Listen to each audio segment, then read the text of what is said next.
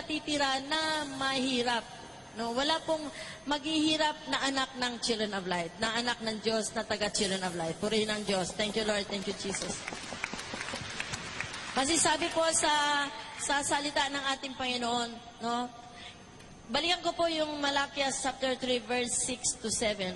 Ako si Yahweh at hindi ako nagbabago, kaya nga may pag-asa pa kayo, kayong mga ina po ni Jacob. Tulad ng inyong mga ninuno, kayo tumatalikod sa aking kautusan. Manumbalik kayo sa akin at manunumbalik din ang pagtingin ko sa inyo. Sabi ni Yahweh, itinatanong ninyo, ano ang dapat kong gawin upang mapanumbalik sa iyo? Sabi po ni Yahweh. Sabi ng tao na nangungupit kay Lord, no? Sabi sa verse 8, ang tanong ko na may matuwid bang dayain ng tao ang Diyos? Hindi, ngunit dinadaya ninyo ako. Sa anong paraan? Sa mga ikapo at mga handog. Sabi po sa verse 9, isinumpa ko kayong lahat sapagkat ako'y dinadaya ng buong bansa. Alam niyo po, wala ni isa sa atin na hindi nandadaya kay Lord. Minsan nga po ako, faithful po talaga ang pag-iikapo ko. Pero may time talaga na nakakakupit ako kay Lord. Kasi hindi ko po alam na meron para ako natanggap na hindi ko na ibabalik ang 10 bahagi. Bakit po? Binibigyan nating parangal ngayon ang premier. Kasi po, ang premier talaga, 10% ng gross income ng premier ibinabalik po nila sa foundation. Kung saan, yun po ang nag-finance sa ating mga ginagawa. Magawain natin ganito, ang ating media, no? Ang ating media, atin na po yung mga camera na yan, mga cameramen, atin na po, taga-atin na sila, hindi na po tayo nag-hire. Dati po, mga gawain natin, nag-hire tayo ng mga cameramen, at nag-hire tayo ng mga gamit. Ngayon po, atin na po yung mga equipments na yan, at hindi po yan mura, mahal po yan lahat. No po? Ang isang halaga ng kamera, mahal po yan. Kaya doon po pumupunta ang ikapo ng premier. At faithful din po ang ibang members, talagang yung ibang members ng community talagang nag-iika po. At yung iba din pong employees ng premier, no? Iba, hindi po lahat. No? At nakakalungkot kasi yung mga hindi mag-iika po, siya pa yung maraming mga problema na nararanasan. Kaya po itinuturo ko ito, bakit? Yun ang gusto ng Diyos na ituro. Dahil lahat, no, sabi nga, lahat ng bagay dito sa mundo ay sa Diyos. 10% lang hinihingi sa atin ng Panginoon, sa ating oras, sa ating mga talents, at sa ating treasure, hindi pa natin maibigay. Ilang beses na po ba nag-increase ang VAT? Ang VAT, 12.5% na ngayon. Ilang beses na nag-increase ang mga bagay, mga bilihin, dollars, ganyan. Pero ang ikapo pa rin yan hanggang ngayon, hindi pa rin natin maibabalik sa ating Panginoon, purihin ng Diyos. No, kaya po talaga mga kapatid, ulit-ulit po itong pinapaalala sa atin ng Panginoon, no? Sabi po sa balikan ko po sa Malakias chapter 3 verse 9. Sabi dito, isinumpa ko kayong lahat sapagkat ako'y dinadaya ng buong bansa. Lahat po tayo nandadaya sa ating Panginoon. Kaya po, sikapin natin na lahat ng natanggap natin, lahat po ng tinanggap natin, ibabalik agad, ihihiwalay na po ninyo yung 10% sa gross. Huwag niyo sabing, neto sister, sa gross talaga.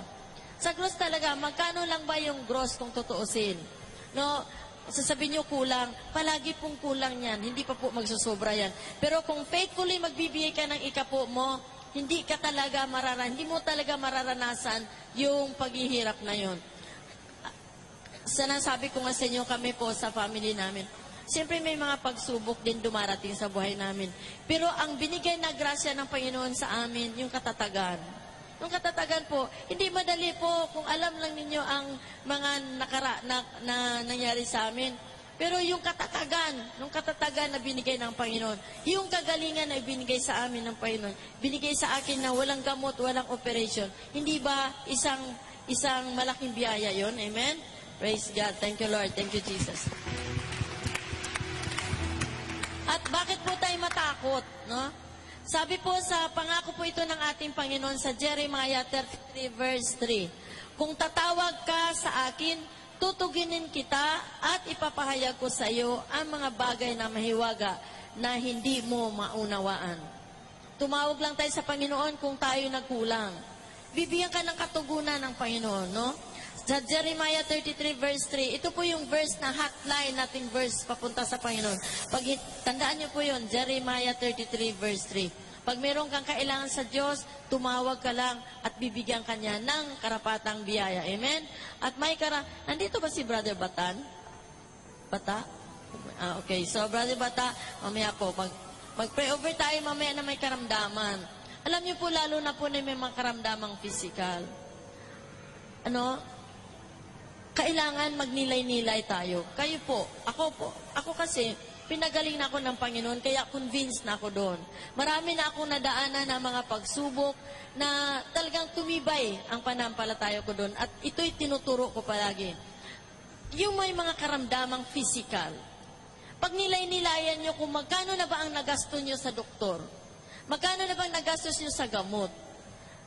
Halimbawa lang, ang maintenance gamot mo, 100 a day. 100 ba na ibibigay mo ba sa Panginoon yan araw-araw? Siguro, hindi siguro ako maniwala na nagbigay tayo ng 100. Minsan nga, pag nag-ano pa tayo sa offering, mantiniran lang natin si Lord ng 10 pesos. Ang 10 pesos na ba ngayon, wala na ipapil. Puro bariya na. Diba sabi nga po sa St. Luke chapter 6 verse 38, sabi dito, sabi po sa St. Luke 6:38, magbigay kayo at bibigyan kayo ng Diyos, sustong takal, siksik, liglig at umaapaw. Pero sinabi pa, may kadugtong pa yon, ang ibibigay sa iyo ng Diyos, ang ibabalik sa iyo ng Diyos ay ayon sa binigay mo sa Kanya. Kaya magbigay ka ng barya din ibabalik ng Panginoon sa iyo. Kaya po yung may mga kandaman. Alam niyo po, sabi nga sa verse 11, sa Malakias chapter 3 verse 11, subukin ninyong gawin ito kung hindi ko bubuksan ang durungawan ng langit at ibuhos sa iyo ang pagpapala. Subukin mo ikaw may karamdaman ngayon sa pangalan ng Jesus. Ikaw na mayroong problema ngayon sa pangalan ng Jesus. Bitiwan mo yung pera na yan. Instead, bibili mo ng gamot. Instead na ipa-opera mo. Instead na ipapakonsulta mo sa doktor. Ibigay mo lahat yan kay Lord. Pag hindi ka pa kaya niya pagagalingin. Amen. Hallelujah. Thank you, Lord. Thank you, Jesus. Sina-challenge ko po kayong may mga karamdaman. Yon, instead na ibibigay niyo po ng gamot yan, bitiwan niyo po at marami na po mga community members na hindi na po umiinom ng gamot at sila'y pinagaling ng ating Panginoon. Talaga po, totoo yan. Sana may magpapatotoo isa dito, Sana may magpapatotoo na talagang pinagaling siya ng Panginoon. Naalala ko lang si Daniel. Alam mo si Daniel, sabi niya, humingi sa akin ng cash advance. Sabi niya, mag-advance daw siya kasi yung anak niya dinala sa ospital. Sabi ko, sige, ospital ka ng ospital dyan, ba? Sa buhay mo. Sabi ko, bibigyan kitang pera, pero hindi yan para gamot. Kundi ipakain mo ng masarap sa anak mo. Yan, magaling na yung anak ni Daniel. Hindi po nagpa-ospital at pinagaling talaga ng Panginoon. Amen? Gusto ko magpuri si Daniel. Kasi talaga totoo po yan. Buhay na buhay ang Panginoon kay Daniel. Amen? Alam mo si Daniel dati isang iglesia ni Kulaputo. Ngayon katoliko na. Praise the Lord. Palakpakan po muna natin si Lord. Ayan. Sasayaw muna ako. Hindi, totoo po yun. Sa katunayan, although isa ako sa matigas din ang ulo, pero talagang tunay na ang Diyos talaga tapat sa kanyang mga anak. Lalo na sa mga anak na nagsasakripisyo. Naalala ko nga yung blessing sa akin ni Lord na kalusugan. Talagang nangayayat na ako noon dahil sa hindi matrace na ano ba talaga yung sakit ko. Kasi hindi malaman kung high blood ba ako o ano. Masama yung pakiramdam ko talaga.